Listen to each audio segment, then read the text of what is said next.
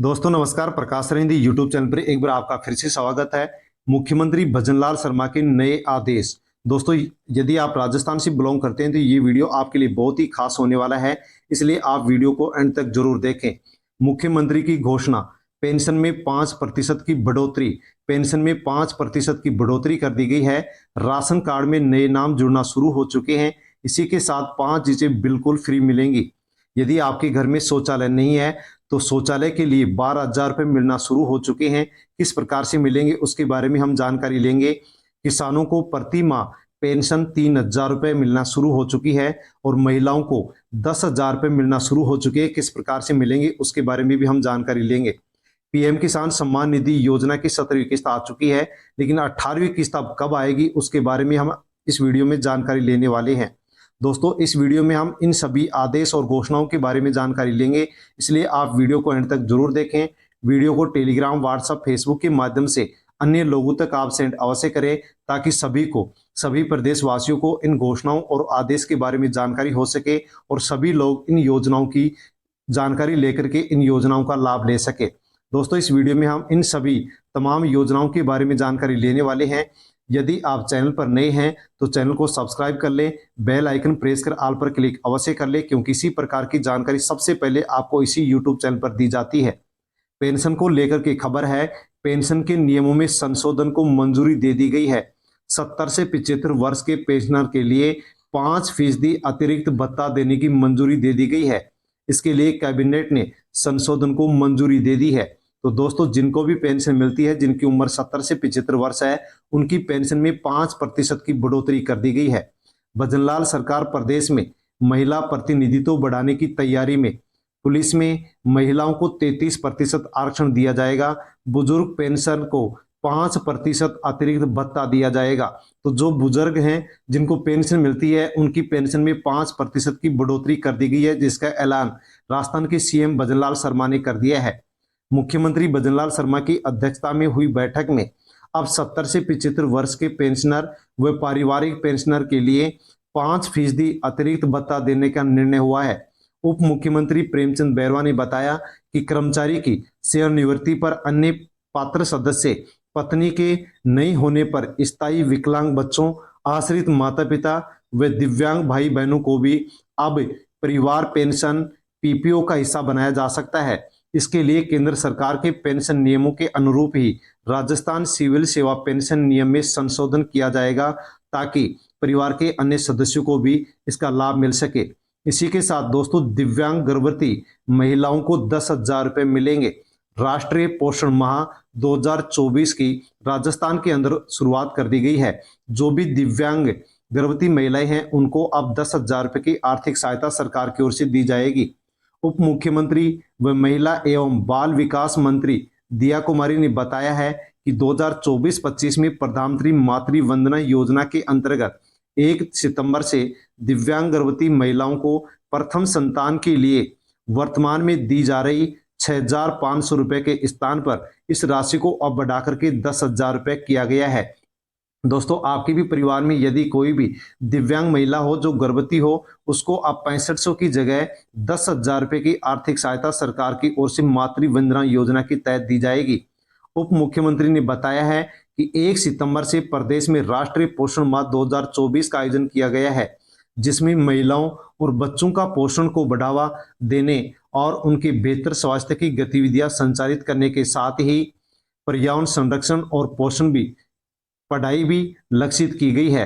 तो दोस्तों मातृ वंदना योजना के माध्यम से अब दिव्यांग महिलाओं को जो गर्भवती हैं उनको 6,500 की जगह अब 10,000 रुपये की आर्थिक सहायता दी जाएगी, जिसकी घोषणा सरकार की ओर से कर दी गई है। यदि ऐसी महिला आपके भी परिवार में है तो आप मातृ वंदना योजना के तहत 10,000 रुपये की आर्थिक सहायता सरकार से पा सकते हैं। एनएफए से राशन कार्ड में नाम जुड़ना शुरू। केवल वे महिलाएं ही अपने पति या ससुराल के राशन कार्ड में नाम जुड़वा सकेंगी जिनके पिता का राशन कार्ड भी एनएफए से यानी कि खाद्य सुरक्षा योजना से जुड़ा हुआ है। यदि महिला का नाम आप जुड़वाना चाहते हैं तो नजदीकी ई मित्र पर ये डॉक्यूमेंट्स लेकर के आप जाएं और आप महिला का नाम अपने राशन कार्ड में जुड़वा सकते हैं। डॉक्यूमेंट चाहिएंगे, महिला के ससुराल का राशन कार्ड चाहिएगा, विवाहिता की राशन कार्ड की एनओसी यानी पीयर का जो राशन कार्ड है उसकी एनओसी चाहिएगी, विवाह प्रमाण पत्र, विवाहिता का आधार कार्ड, राशन कार्ड, मुखिया की फोटो और आवेदन फॉर्म, ये सभी डॉक्यूमेंट्स आप लेकर के ई मित्र पर जाएं और वहां पर आप महिला का नाम जुड़वा सकते हैं। नए जन्मे बच्चों के नाम भी जुड़ना शुरू हो चुके हैं, जिनके नाम भी आप ई मित्र पर ये डॉक्यूमेंट्स लेकर के जाएं तो अवश्य ही नाम जुड़ जाएगा।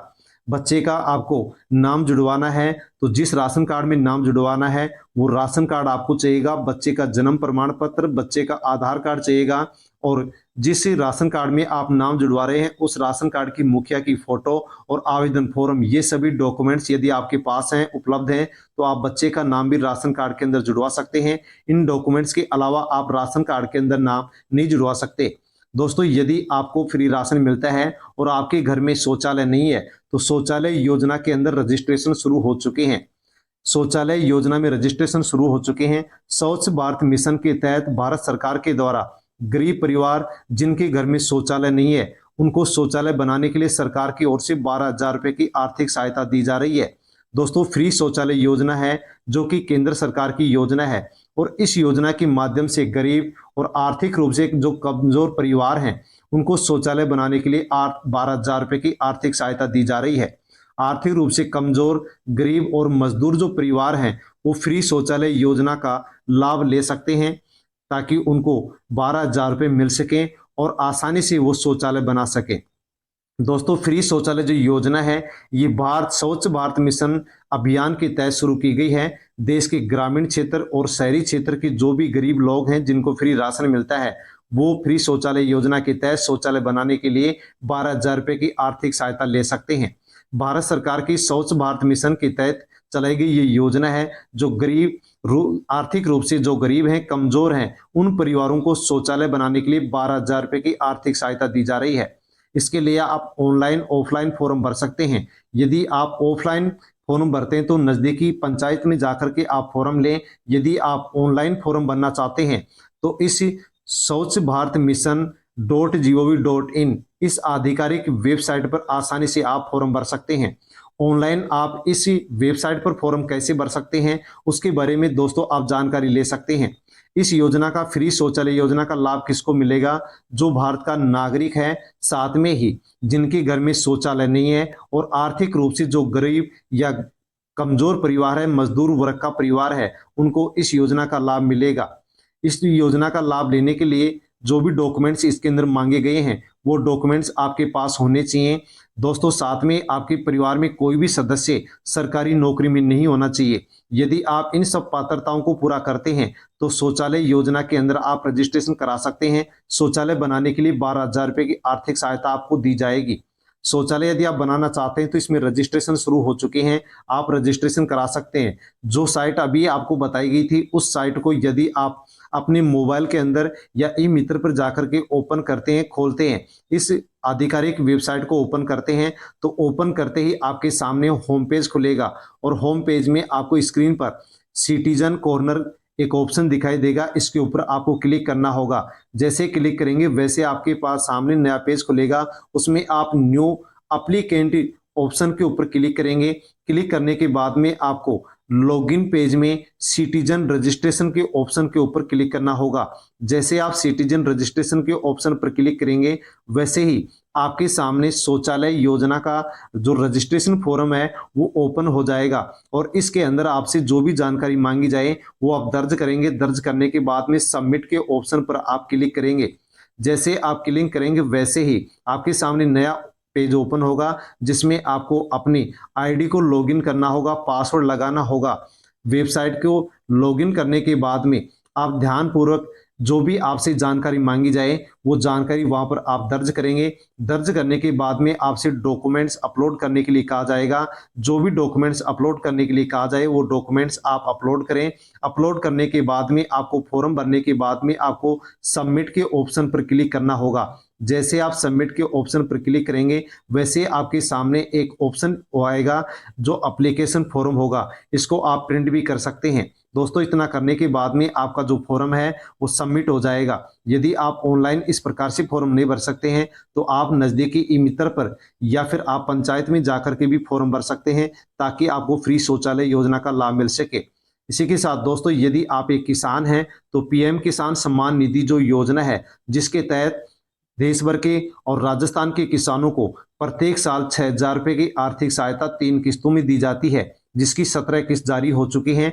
अब 18वीं किस्त कब मिलेगी और किसको मिलेगी, उसके बारे में आप अवश्य जान लीजिए। अक्टूबर में इस तारीख को आ सकती है पीएम किसान योजना की 18वीं किस्त। किस प्रकार से आप चेक करेंगे, अभी ही चेक कर लें अपनी ई-केवाईसी। दोस्तों 17वीं किस्त सबको मिल चुकी है और 18वीं किस्त अब किसको मिलेगी, अब उसको ही 18वीं किस्त मिलेगी जो किसान ई-केवाईसी करवाएगा। जो किसान ई-केवाईसी नहीं करवाएगा उनको 18वीं किस्त नहीं मिलेगी, उनके अकाउंट में 18वीं किस्त नहीं आएगी। पीएम किसान सम्मान निधि जो योजना है, जिसकी 18वीं किस्त का इंतजार अब देश भर के करोड़ों किसान कर रहे हैं। दोस्तों 18वीं जो किस्त है वो अक्टूबर महीने के अंदर जारी होने की पूरी संभावना है, क्योंकि सरकार ने इसके लिए बजट भी जारी कर दिया है। लेकिन दोस्तों यदि आप 18वीं किस्त लेना चाहते हैं, आपके अकाउंट में देखना चाहते हैं, तो उससे पहले सभी किसानों को ई-केवाईसी की जो प्रोसेस है वो पूरी करनी होगी। अगर आपकी ई-केवाईसी नहीं कराई है तो आपको इस योजना का लाभ नहीं मिलेगा। तो आपको ई-केवाईसी जरूर करवा लेना है, सत्यापन अवश्य करवा लेना है। आप सत्यापन कैसे करवाएंगे, पीएम किसान सम्मान निधि योजना की ई-केवाईसी कैसे करवाएंगे, उसके बारे में भी आप जान लीजिए। दोस्तों सबसे पहले आपको ई-केवाईसी करवाने के लिए पीएम किसान सम्मान निधि योजना की जो आधिकारिक वेबसाइट है pmkisan.gov.in, इसके ऊपर आपको जाना होगा।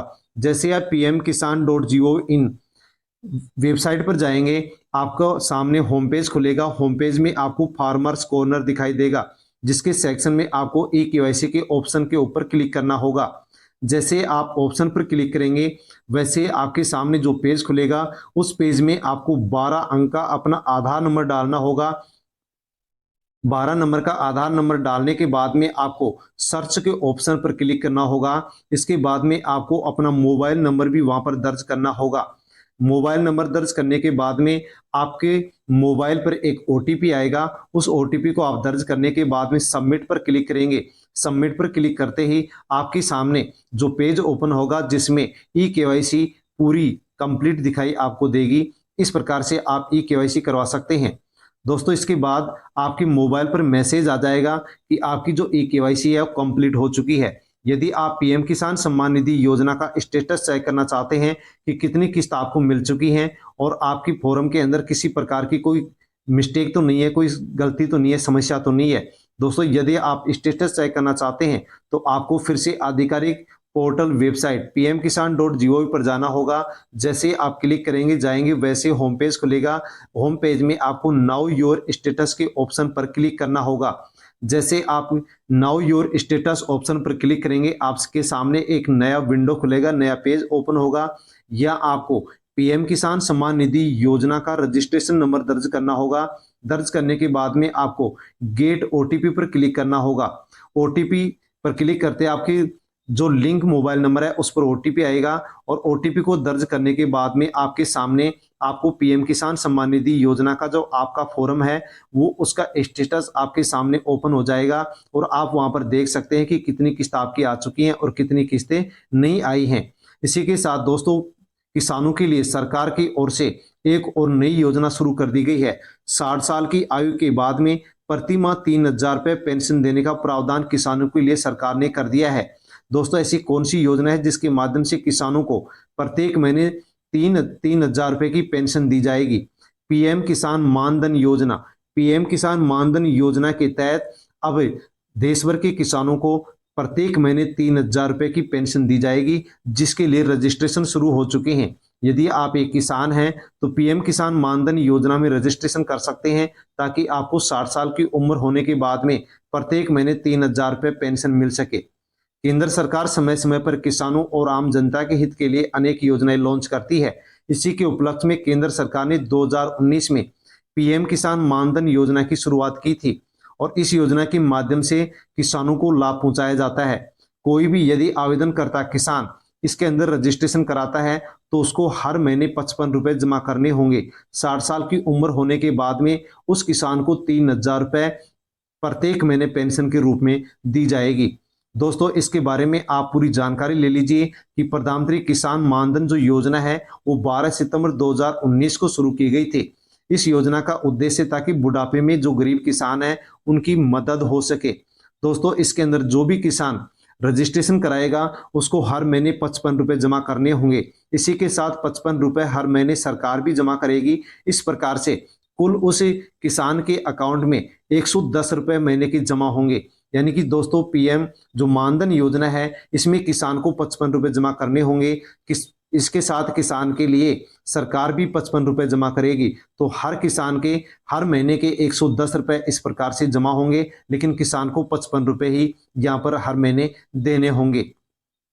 दोस्तों यहाँ पर यह भी बताया गया है कि उम्र के हिसाब से यहाँ पर पैसे जमा होंगे। अगर आपकी उम्र 18 साल है तो आपको 55 रुपये हर महीने जमा कराने होंगे।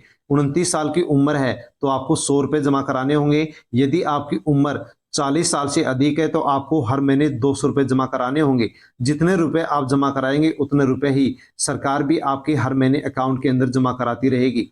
इस किसान मानधन योजना के अंदर आप रजिस्ट्रेशन कराएंगे तो कोई डॉक्यूमेंट्स भी आपको यहाँ पर चाहिए। रजिस्ट्रेशन कराने के लिए आपको आधार कार्ड, पहचान पत्र, बैंक खाता पासबुक, पत्र व्यवहार का address, mobile number, passport size की फोटो आपको चाहिएगी। आप ये डॉक्यूमेंट्स हैं तो अवश्य ही यहाँ पर किसान मानधन योजना के अंदर रजिस्ट्रेशन करा सकते हैं। दोस्तों रजिस्ट्रेशन कराने के लिए यहाँ पर पात्रता भी रखी गई है कि कौन से किसान इस योजना के अंदर रजिस्ट्रेशन करा सकता है। तो यहाँ पर बताया गया है कि इस योजना का लाभ केवल वही किसान या व्यक्ति ले सकता है जो असंगठित क्षेत्र में कार्यरत मजदूर है, जिसकी मासिक आय 15,000 रुपये से अधिक नहीं है और उसकी उम्र 18 से 40 वर्ष के बीच में होनी चाहिए। आयकर दाता या करदाता नहीं होना चाहिए। साथ में आवेदनकर्ता ईपीएफओ, एनपीएस और ईएसआई के अंतर्गत कवर नहीं होना चाहिए। फॉर्म भरने के लिए, रजिस्ट्रेशन करने के लिए मोबाइल नंबर, आधार नंबर और बचत जो बैंक खाता है वो आपको इसके लिए चाहिएगा।